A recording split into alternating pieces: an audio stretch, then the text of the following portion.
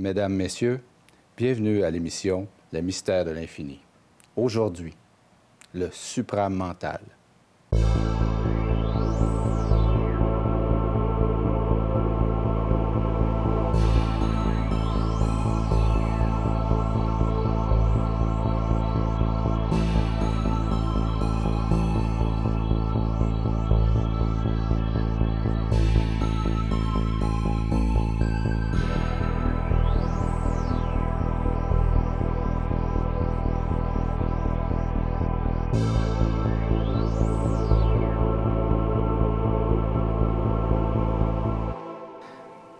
L'être humain a des ressources extraordinaires. Il peut puiser en lui des ressources qui permettent de répondre à des questions, à des problématiques de sa vie. Et je vais demander à M. Pinard, cette semaine, de nous expliquer en quoi le supramental peut être une ressource. Bonsoir, M. Pinard. Ça va bien? Bonsoir, M. Saunier. Ça va très bien. Le supramental, le subconscient, qu'est-ce qu'on fait? Quelle est la différence? L'être humain est infini. Alors, quand on parle de supramental chez l'être humain, imaginez que votre vie est une toile blanche. Un peintre, avant la toile blanche, ne sait pas qu'est-ce qu'il va peindre nécessairement. Alors, il va dans un champ, il va se donner des outils, il va aller dans un endroit pour peindre. Peut-être, il y en a qui vont avoir comme support un objet. D'autres vont aller dans la nature. D'autres vont utiliser un modèle. Mais que ce soit un modèle, un paysage, on ne sait pas vraiment encore, pour un peintre, qu'est-ce qu'il va peindre. Que va-t-il advenir de la toile blanche? Alors, au fur et à mesure, les objets prennent forme sur la toile. Et c'est ce qui différencie une toile blanche d'une œuvre d'art. Alors, on pourrait dire qu'être en contact avec soi, c'est faire apparaître une dimension invisible à soi et de lui donner forme dans un monde matériel où il dispose de matériaux avec des gens qu'il rencontre, avec qui est sa vie, en fait, la vie tout entière. Alors, que ce soit le subconscient, que ce soit l'inconscient, le supramental, c'est une manière d'aller puiser dans l'infini de soi, une ressource infinie. D'autres diront que c'est quelque chose qui est relié à l'inconscient. Moi, je tiens supramental, qui est un mot d'Aurobindo, comme étant simplement une manière de dire les choses. Par exemple, lorsque je fais de la voyance, je ne vais pas utiliser la logique de Normand Pinard. Je ne vais pas utiliser nécessairement, si on ne me le demande pas, la psychologie. Donc, une étude. Donc, c'est quelque chose qui va passer directement. Et j'ai remarqué que dans toutes mes conférences depuis 36 ans, et les gens qui viennent me voir, c'est toujours le supramental qui a le dernier mot. C'est toujours l'invisibilité qui apparaît à la visibilité du monde qui a le dernier mot. C'est-à-dire le bon mot, le dernier mot. C'est-à-dire l'invention. Oui. C'est-à-dire faire surgir de ce qui est invisible, l'inspiration de l'amener dans la visibilité et aussi d'obtenir des informations. On sait que les gens, par exemple, qui font de l'écriture automatique, vont dans une espèce d'état second. Je pense à Alexis Didier. Donc, on le met en état d'hypnose. Là, on est dans les années, je pense que c'est le début 18e. Il faut peut-être aller voir sur Internet pour Alexis Didier. Mais on le met en état d'hypnose et c'est un voyant qui peut voir des choses absolument étonnantes. Donc, c'est un voyant qui peut voir l'adresse d'une personne où elle habite, ce qu'elle a dans ses poches, le nom de ses amis, le nom de son chien, les choses qui vont lui arriver dans le futur et les choses qui appartiennent totalement au passé de l'individu. Alors, supramental, puisque c'est un mot qui nous accommode aujourd'hui, c'est une zone où tout est possible et où on peut avoisiner notre propre divinité. C'est-à-dire, c'est l'endroit de toutes les possibilités de l'individu où on va chercher une sorte d'inspiration. La même chose pour un écrivain. La page est toujours blanche. Mais on peut aussi avoir le syndrome de la page blanche. Et finalement, au fur et à mesure où l'individu s'inspire, il va chercher de nouvelles idées, il va écrire un roman, et finalement, ce qui était au début seulement des pages blanches, ça finit par être un livre extraordinaire. Évidemment, ce n'est peut-être pas une méthodologie qui est scientifique, mais il ne s'agit pas de livre de science. C'est peut-être la raison pour laquelle j'aime beaucoup les arts aussi, parce qu'elle englobe une intuition qui n'appartient pas au monde de l'étude sérieuse d'un objet, de la matière, des mathématiques. Malgré que nous avons effectué de très grandes découvertes par intuition. Donc, on n'échappe jamais à l'intuition, pas plus que Albert Einstein a échappé à des rêves qui lui ont permis de trouver certaines équations. Donc, l'inconscient, le subconscient, en fait, toutes ces zones invisibles qui nous animent, contiennent énormément d'informations. Comment on fait pour un individu commun, normal, pour se connecter à notre supramental, pour avoir des réponses à nos questionnements? Il faudrait d'abord, pour commencer, qu'ils deviennent normaux. Parce que la majorité des gens ne sont pas eux-mêmes. Trop de gens sont ce que la société leur dicte. Ils ne se sont pas encore véritablement rencontrés. Et c'est un obstacle au contact au supramental? C'est un obstacle au contact avec soi-même, tout court. Donc, supramental et à tous les niveaux. C'est un obstacle à tout. Et c'est ce qui fait la différence entre l'individu qui est éveillé à sa conscience et un individu qui ne l'est pas. Donc, quand je parle d'individu éveillé, je parle d'un individu qui a eu l'occasion peut-être de briser la mécanicité dans son mental. Et briser la mécanicité dans son mental, bien, souvent, ça arrive à la suite d'un divorce. Ça allait bien, le chien allait bien, tout allait bien, puis subitement, ça ne va plus. C'est des gens qui sont obligés, par la force des choses, de se remettre en question. Il peut y avoir deux mouvements à ce moment-là. Soit que la personne se rapproche d'elle-même, ou soit qu'elle décide de s'auto-détruire. C'est soit l'un, soit l'autre. Alors, s'approcher de soi-même, donc ce qu'on appelle la résilience, rebondir, aller plus loin, c'est finalement une personne qui a décidé de se rencontrer. Et j'ai vu souvent en consultation privée des gens qui ont décidé de se rencontrer, d'aller plus loin. Mais souvent suite à une brisure, quelque chose qui les arrête dans le mouvement de leur vie et qui décide de les remettre en question. Mais on a beau se rencontrer, on a beau se connaître, si on n'arrive pas à créer, c'est ce que j'appelle en anglais, d'avoir un output, aller vers le monde, donc créer quelque chose qui sort de notre être. Parce qu'on ne peut pas vivre que pour soi, on vit pour le monde aussi, on vit pour s'exprimer. Mais si je m'exprime, on s'exprime pour le monde. On ne peut pas vivre que pour soi. Donc, à partir du moment où un être est animé, il est animé en fonction aussi d'apporter quelque chose au monde. Donc, que ce soit le peintre, que ce soit l'écrivain, que ce soit l'artiste, mais même le scientifique, ce sont des gens qui sont faits pour apporter. Est-ce qu'on s'exprime pour s'expandre? Toujours. S'exprimer, c'est prendre toute sa place. S'exprimer, c'est de l'expansion, oui. Il y a aussi l'effet contraire, qui est l'implosion. Ce sont des individus qui s'écrasent sur eux-mêmes, qui vont commencer à se dire « je ne suis pas chanceux dans la vie, les choses ne fonctionnent pas ».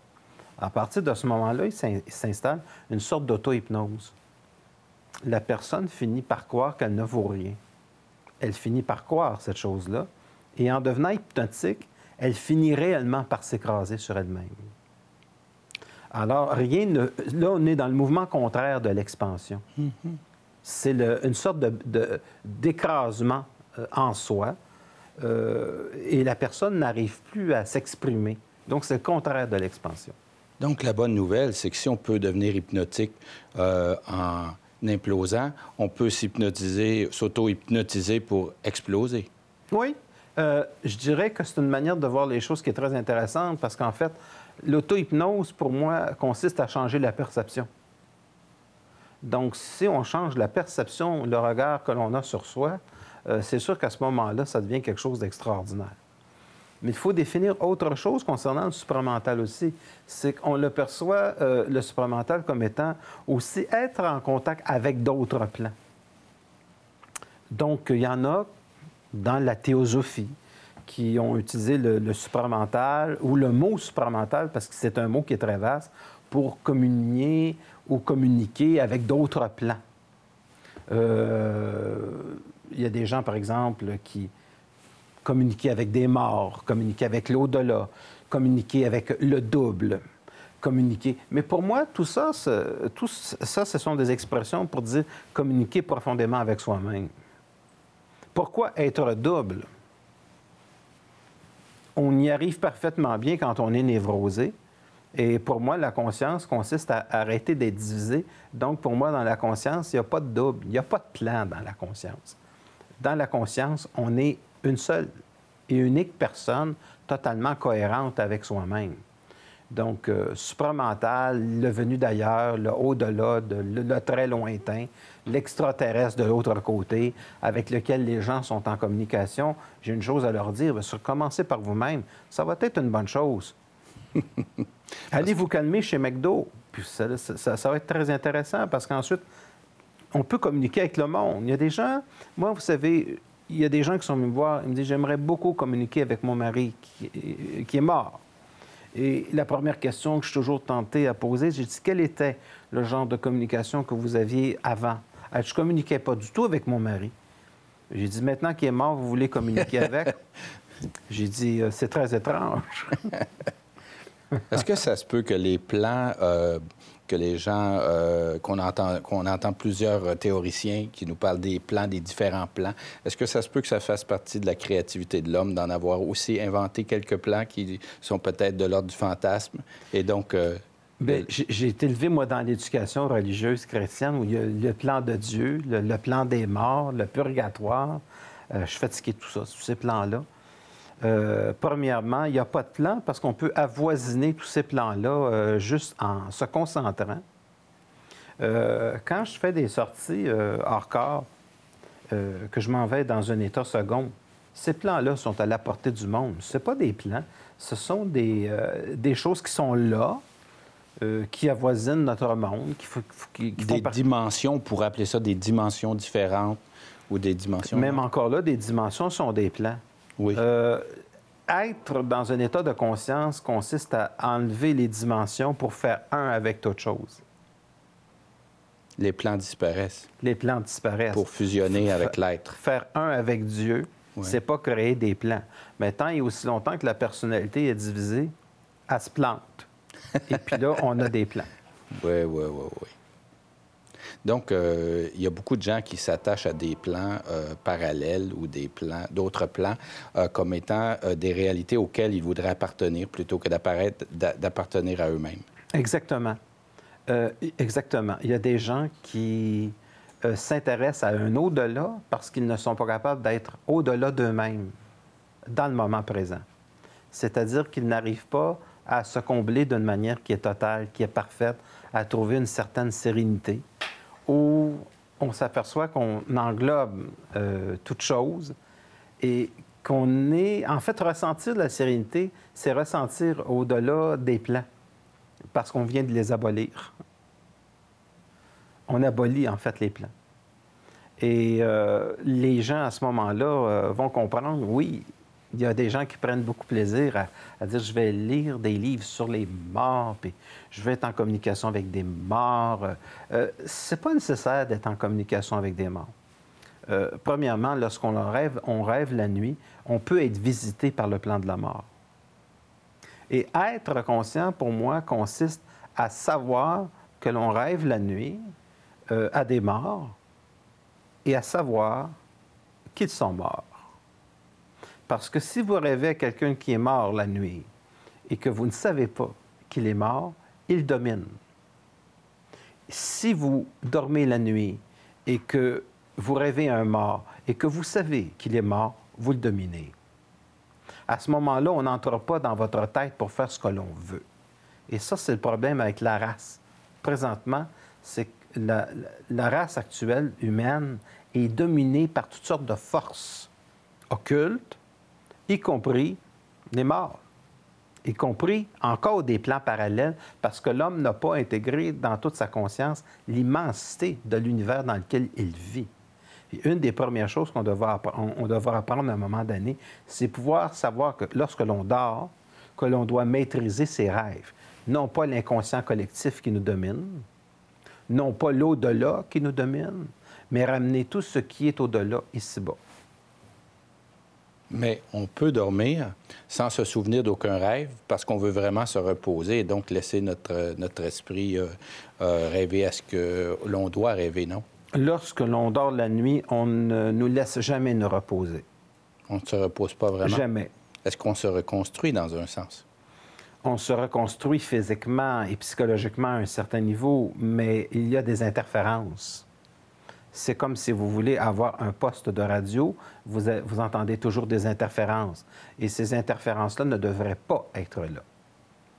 Parce que ce sont des interférences qui appartiennent à un inconscient collectif sur la temporalité. C'est-à-dire que vous pouvez avoir des interférences qui viennent de d'autres civilisations.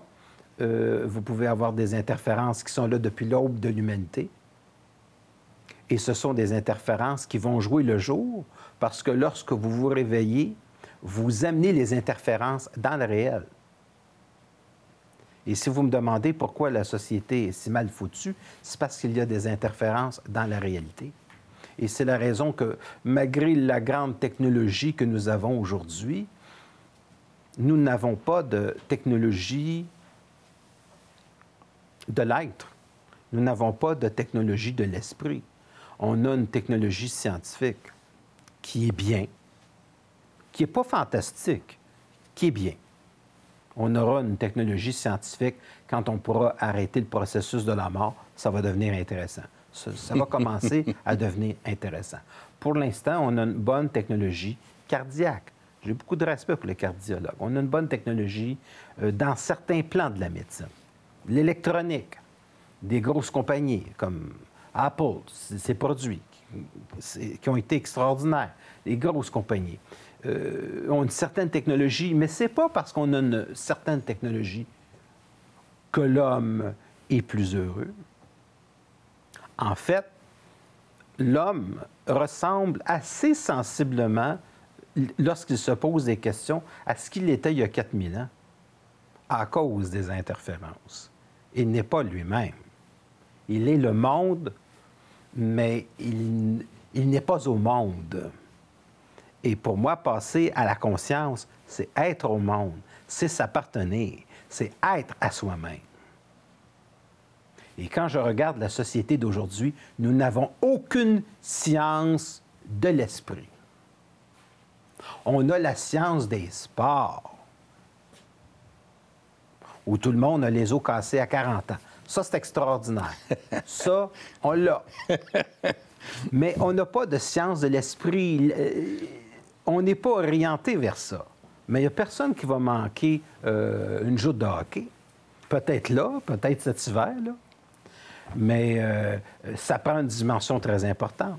Et ce n'est pas parce que je ne respecte pas les sports. Être en santé ou se tenir en forme, c'est quelque chose d'extrêmement important. Après tout, ça rentre aussi dans la conscience de l'homme. Ça rentre dans la conscience. On habite un corps.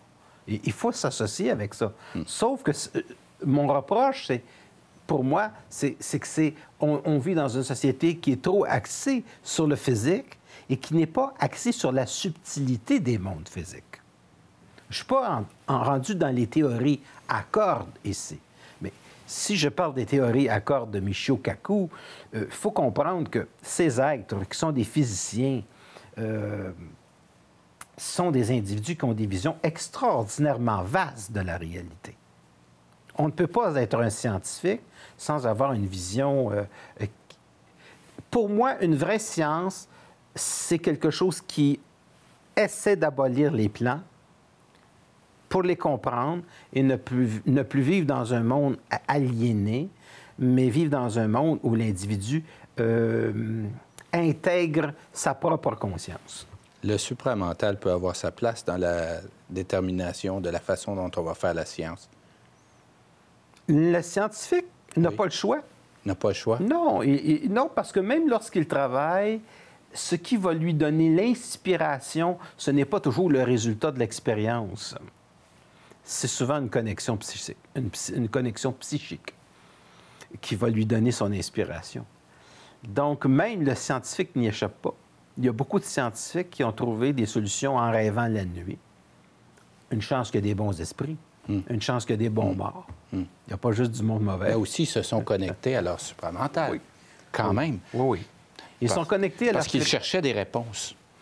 Oui. Ils ont demandé des réponses. Ils ont demandé des réponses. Ça, c'est excellent. Ils ont demandé des réponses parce qu'il y a beaucoup de gens qui dorment la nuit et qui se disent « Je vais essayer de trouver ma réponse en me couchant.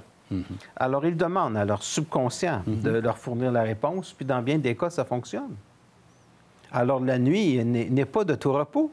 Puis si on n'est pas habitué à cette réponse, parce qu'on l'a pas, peut-être qu'on ne l'a pas pratiqué, ça peut être surprenant comment on a des réponses qui sont des justes réponses, des bonnes réponses. Qui sont précises, oui. Qui sont créatives, parce que le mental humain possède tellement d'interférences que lorsque la raison est endormie et qu'il y a moins d'interférences, on peut être plus facilement en contact avec soi-même.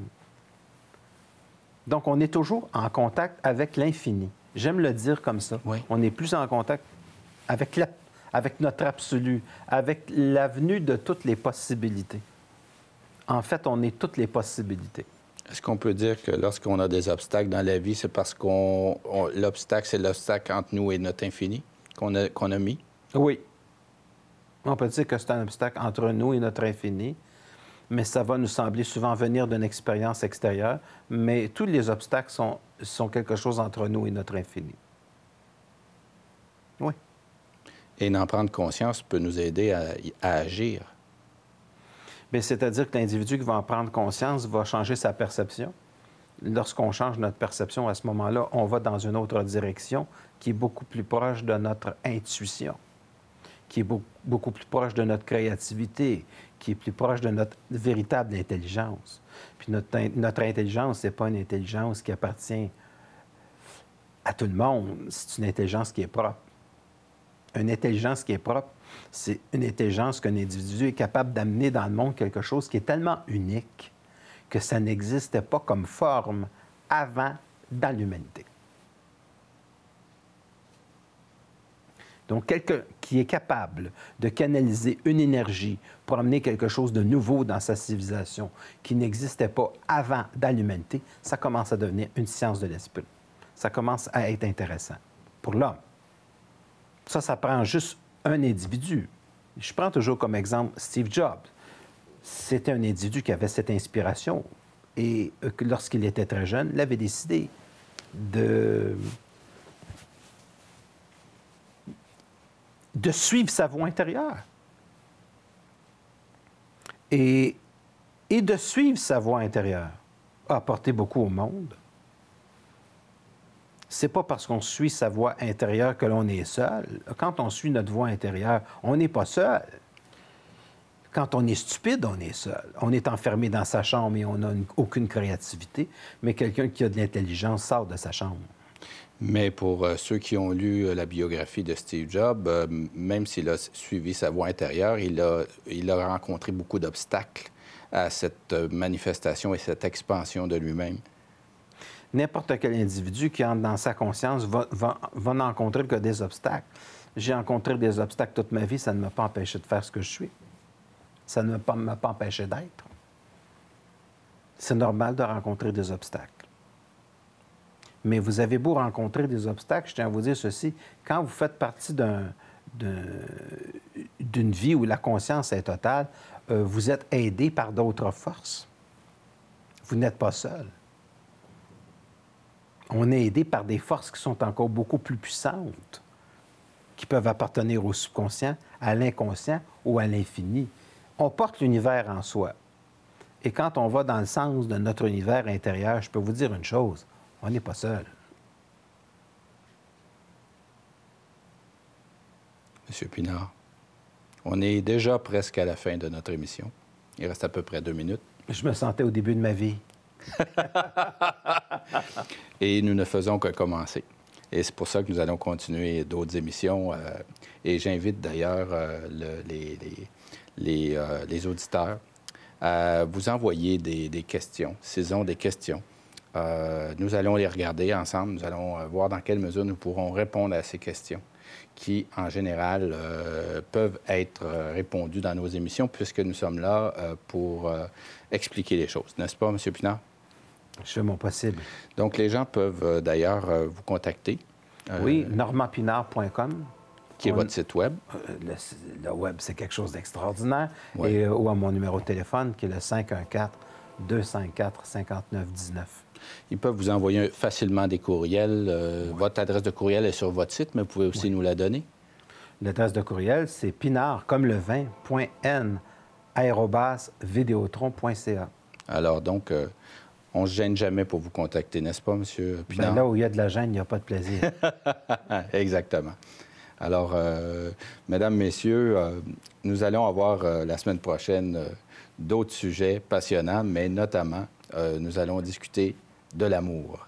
Alors, c'est un sujet qui touche beaucoup de gens et probablement le monde entier. C'est pourquoi ce sujet qui est infini sera discuté à l'émission Le mystère de l'infini. Je vous remercie, M. Pinard, et puis à la prochaine. Le plaisir est pour moi, M. Saunier.